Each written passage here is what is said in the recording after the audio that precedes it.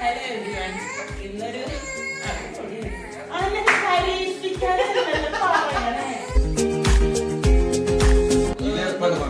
അത് അവസാനം വെക്കി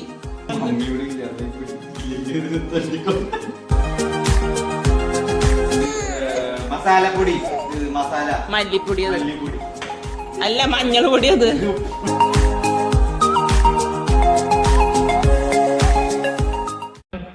hello everyone. ഇന്നൊരു കുക്കിംഗ് വീഡിയോ ആണ് ഞങ്ങൾ പ്ലാൻ ചെയ്തേക്കണേ. പതിവിന് വിപരീതമായിട്ട് ഞാനല്ല കുക്ക് ചെയ്യണത്, ലിയാൻസിനാണ്. ലിയാൻസിന് കുറച്ച് കുക്കിംഗ് ചെയ്തിട്ടുള്ള പാരമ്പര്യമൊക്കെ ഉണ്ട്. അപ്പൊ ലിയാന്റെ മമ്മിയാണ് ഈ റെസിപ്പി എനിക്ക് പഠിപ്പിച്ചു തന്നത്. അപ്പൊ ചേട്ടൻ നോക്കാം. അപ്പൊ ഒരു ഫണ്ണായിരിക്കും വിചാരിക്കും. അപ്പൊ നമുക്ക് ആദ്യമായിട്ട് വേണ്ട സാധനങ്ങൾ എന്താന്ന് നോക്കാം. ഓരോ ബോക്സ് തുറന്നിട്ട് ലിയാൻസ് എന്താന്ന് പറയാൻ ട്രൈ ചെയ്യും. ഇത് കടുക്. Okay, correct. അടുത്തത് this one ഉലുവ and അത് വേണ്ട, ഉലുവയാണ് നമുക്ക് ആവശ്യമുള്ളത്. ഇത് പെപ്പർ, കുരുമുളക്. ജീരകം, നല്ല ജീരകം എന്ന് പറയുന്നു. ഇത് കായംപൊടി, മഞ്ഞള്, ഉപ്പ്, തക്കാളി വേണം, മല്ലിയില വേണം, വെളുത്തുള്ളി വേണം. പിന്നെ കുറച്ച് പുളി വെള്ളത്തിലിട്ട് ഞങ്ങൾ മുന്നേ വെച്ചു. ഇനി വേണ്ടത് ഈ കുഞ്ഞി മിക്സിയിലേക്ക് കുറച്ച് വെളുത്തുള്ളി, കുറച്ച് കുരുമുളക്, നല്ല ജീരകം ഇടണം.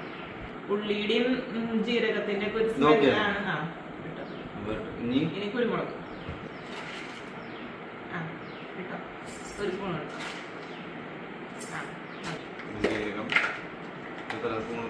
അത്ര വേണ്ട, കുറച്ച് മതി കിട്ടുക.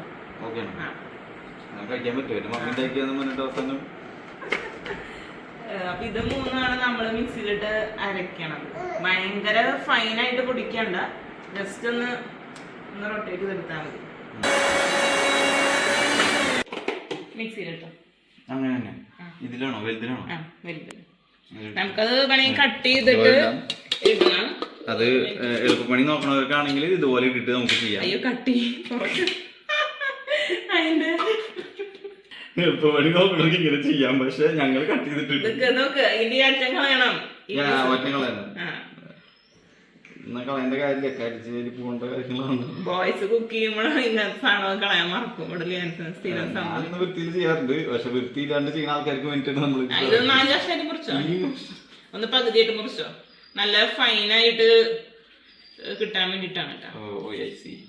അങ്ങനെ ഇത് നമ്മള് ഹെല്ല പറഞ്ഞ പോലെ ഫുള്ള് നമ്മൾ അടിച്ചിട്ടുണ്ട്. ഇപ്പൊ നല്ല വാട്ടർ ആയിട്ട് ഇരിക്കുന്നുണ്ട്, ഒന്നുകൂടി ജ്യൂസി ആയിട്ട്. ഇനി ചെരിച്ച് കഴിഞ്ഞാല് ഇത് നെത്തിക്ക് വീഴും.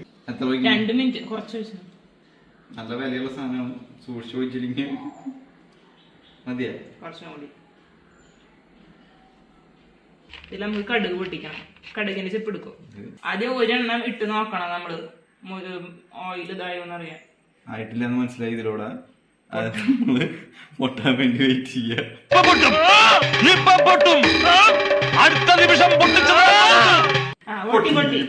ഒരു സ്പൂൺ അത്രയും നിറച്ചിടണ്ട, കുറച്ച്. ഇത്രയാണ് ശരിക്കും നമ്മൾ ഇടേണ്ടത്. അറിയില്ലെങ്കിൽ ഉലുവ ഇത്തിരി ഇടുക്ക് വേഗം. ഏതാ ഉലുവ?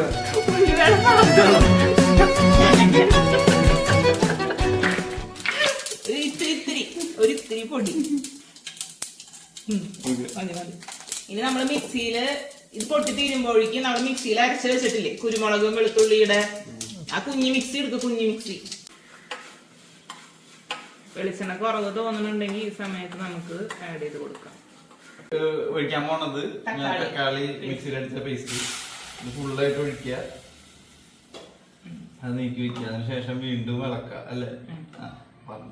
കോൺഫിഡൻസ് കൂടി. ഇതിലൊക്കെ ഞാൻ വെള്ളം ഒഴിച്ചിട്ട് അതിലോട്ട് ഒഴിക്കണം. അപ്പൊ ഇത് കുറച്ച് വെള്ളം ഒഴിച്ചിട്ട് ആഡാക്കി. ഈ സമയത്ത് നമുക്കൊരു ഫ്ലെയിം കുറച്ച് മീഡിയത്തിലോട്ട് ഇടാം. പിന്നെ നേരത്തെ മിക്സ് ചെയ്ത് വെച്ചതിലും കുറച്ച് വെള്ളം ഒഴിച്ചിട്ട്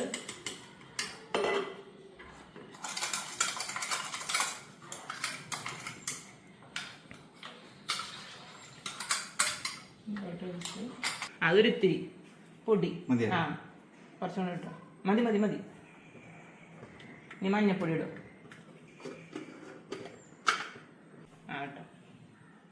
ഇനി ഉപ്പിടാം. ഉപ്പ് അത്യാവശ്യം ഇടാം. കാണിച്ച അത്രയല്ല, കുറച്ചും എടുത്തോ. ആ കുറച്ച് തിരിച്ചിട്ട്.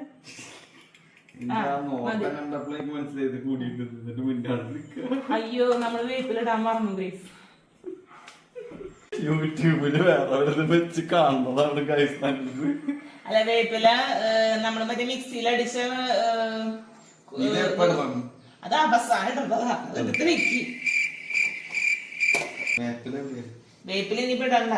അതെ, അപ്പൊ അതിന്റെ ടേസ്റ്റ് എങ്ങനെ കിട്ടും? അത് പ്രശ്നമില്ല.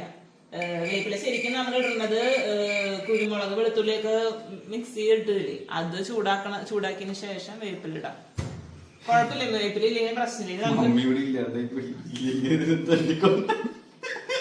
ഇനി നമുക്ക് പുളിവെള്ളം നമ്മൾ ആക്കി വെച്ചിട്ടുണ്ടല്ലോ, അതൊന്ന് മിക്സ് ചെയ്തിട്ട് അരിച്ചൊഴിക്കണം. പുളിയുടെ വെള്ളം, പുളിവെള്ളം നമ്മൾ ഒഴിക്കണം. അത്യാവശ്യം പുളി ഉണ്ടാവും. തക്കാളി 2 തക്കാളി നമ്മള് പുളിയാണ് ഇതിൽ ഏറ്റവും മെയിൻ ആയിട്ട് വേണമെന്ന് എനിക്ക് തോന്നിയേക്കുന്നത്. ഇനി നമ്മള് ആവശ്യത്തിന് വെള്ളം ഒഴിക്കണം. കാരണം ഇതിപ്പോ ചട്ടിയിൽ ഇത്രല്ലോ, അപ്പൊ നമ്മള് അളവൊന്നുമില്ല, ഞാൻ കുറച്ചധികം വെള്ളം ഒഴിക്കാറുണ്ട്. അല്ല, പിന്നെ തീ കുറച്ച് കൂട്ടിയിടാം. ഭയങ്കര സിമ്പിൾ ആയിട്ടുള്ള രസമാണത്. അങ്ങനെ ഭയങ്കര വെളിച്ചെണ്ണ ഒന്നും ഇല്ല.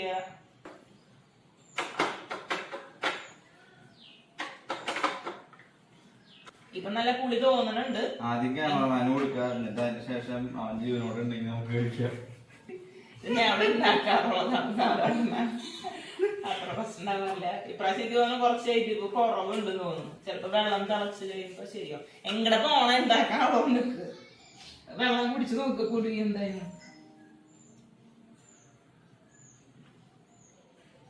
പിന്നെ അതിന്റെ അവസാനം തിളച്ച് കഴിഞ്ഞിട്ടാണ് നമ്മൾ മല്ലിയില ജസ്റ്റ് ഇട്ട് കൊടുക്കട്ടോ.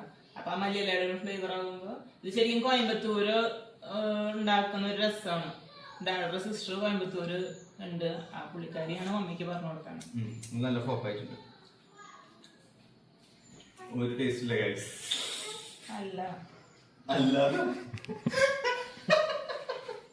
ഉള്ളത് പറയണല്ലോ, നമ്മൾ ഓരോന്ന് ചെയ്ത് വെച്ചിട്ട് നമ്മൾ കാണുന്ന വീഡിയോയില് നല്ല ടേസ്റ്റ് ആയിട്ടെന്ന് പറയും. പക്ഷെ റിയൽ ലൈഫിൽ ഇതൊന്നും ഉണ്ടാവില്ല. അതെ, ഉണ്ടാക്കുമ്പോ കുഴപ്പമുണ്ടാവാറില്ല. പക്ഷെ ഇപ്പൊ നന്നായി കലമ്പായിട്ടുണ്ട്. വെളുത്തുള്ളിയും പക്ഷെ പുളിയില്ല. പുളിയൊക്കെ ഉണ്ട്.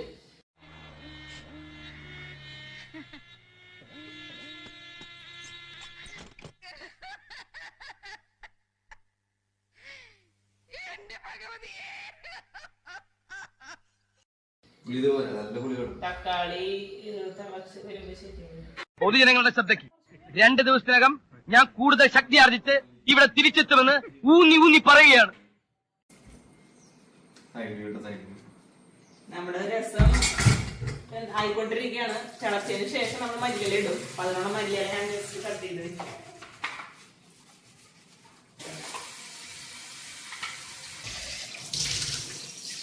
ഇവിടുത്തെ റൂൾ എന്ന് പറയുന്നത് കുക്ക് ചെയ്ത് കഴിഞ്ഞാൽ അപ്പോൾ ക്ലീനാക്കി എല്ലാം കൗണ്ടറും എല്ലാം തുറച്ച് എല്ലാം ക്ലീനാക്കി വെച്ചത് എന്നാണ് ഇവിടുത്തെ റൂള്.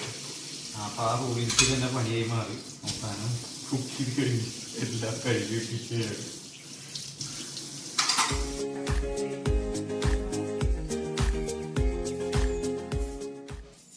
സാകളെ കേരള ഫയർഫോഴ്സിനും ഇവിടുത്തെ നാട്ടുകാർക്കും മണവാളാൻ സൽസിന്റെ പേരിലും എന്റെ വ്യക്തിപരമായ പേരിലും ഞാൻ നന്ദി രേഖപ്പെടുത്തിക്കൊള്ളുന്നു.